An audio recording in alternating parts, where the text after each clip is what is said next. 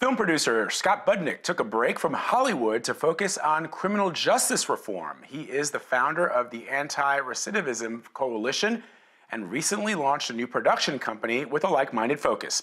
I spoke with the advocate about his efforts to help those incarcerated during the pandemic. Here's part of our conversation. We pick up with why Budnick decided to leave the movie industry in the first place. So you are a film producer and you're a very successful one, but you temporarily left Hollywood to pursue criminal justice reform. Tell me why you decided to do that, because not a lot of people in your position would choose to do something as passionately. They might give to the cause, they might, fundraise for it, but you actually left one very lucrative career to do something that is perhaps not on a lot of people's radar. Yeah, I was working with Todd Phillips on our second movie together, which was Old School, and met a friend of mine on that film who invited me down to a local juvenile hall. It was 2003, 2004.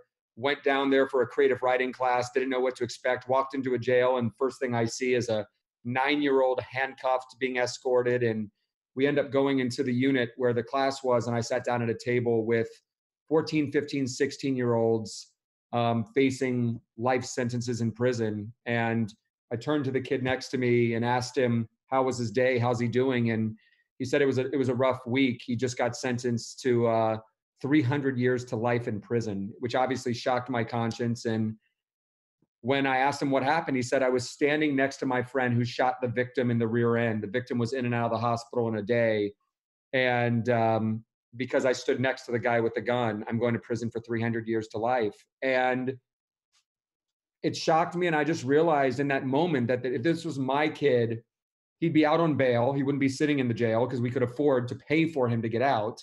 And he would have the best lawyer and he would probably get probation for standing next to someone who did this. But David is going to prison for 300 years to life because he didn't have the resources, because he came out of foster care, because he just didn't have it. And that to me was unacceptable. I couldn't live in a city, a state, a country that would do that for a young person. I knew I wasn't the same person at 15 as I was at 20 and 25. I realized that I believed young people could change. And I said to those kids that day, said, if you're willing to transform your lives, I'm by your side the whole time. And I just jumped in full-fledged. What you described is an inequitable system that, sometimes puts away people for doing things that other people would barely get a slap on the wrist.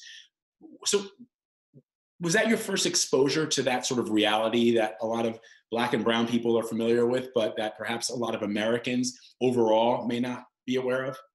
I mean, it wasn't. I mean, I grew up in Atlanta, Georgia, and I started like a DJ company when I was young, and I was the DJ in the local housing projects for their like Halloween carnival and all types of stuff. So I really understood it, and I grew up around it. But really like seeing this firsthand, in the last 15 years I've been inside that juvenile hall, 98% of the kids are brown and Black.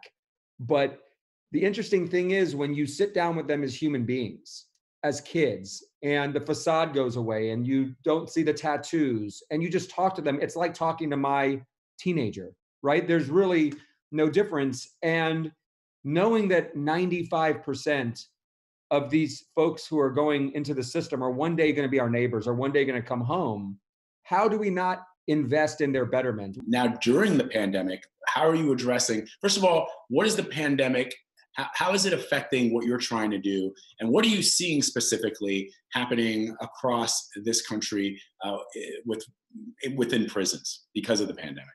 Well, obviously, since I've seen so many young people go from the juvenile hall into the prison system, these are human beings that I deeply care about, who I'm very worried about, right? And so there's a real kind of human element of this that's nagging at me. I've seen in my last 15, 20 years working in prisons that even when a normal flu hits, it spreads like wildfire. It's a petri dish. Everyone's close together. When you're in a prison dorm, your bunk is a foot away. When you're walking down an aisle in a prison dorm, you have to turn your body because the aisles are so narrow. So I am deeply worried, both for the people that are incarcerated as well for the prison staff, who every day have to work in a tough environment. I only deal with people who have committed serious crimes, right? I believe in redemption and the power of transformation for a lot of people that have done at a young age some serious things.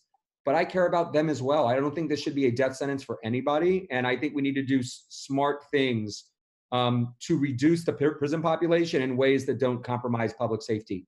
The elderly and infirm who are no longer a danger, people that are nearing their release dates already, to relieve that pressure, to relieve crowding. For more of my interview with Scott Budnick, make sure to tune in to CBSN throughout the day. The interview, of course, is on cbsnews.com.